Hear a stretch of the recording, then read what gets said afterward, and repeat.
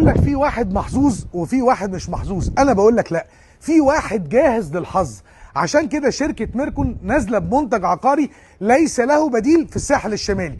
ليه ملوش بديل؟ المشروع استوديو وغرفة وغرفتين وثلاث غرف صف اول على البحر. زي ما بقول لك كده، الفيو اللي حضرتك شايفه ده هو ده الفيو بتاعك. المشروع كله استلام فوري بالفرش، متشطب بالتكييفات. بس كده؟ لا، بتسهيلات 10% وسنتين، 15% وثلاث سنين، 20% واربع سنين، 30% وخمس سنين.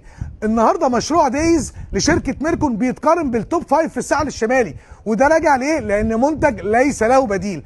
بس كده؟ لا، في شركه اداره كمان هتدير المشروع. لو عايز كمان تأجر وحدتك وتشغلها مع شركه بيرد نست، من اكبر الاسماء اللي موجوده في السوق المصري. المشروع كله ديزاين باي المهندس عمر عقيل.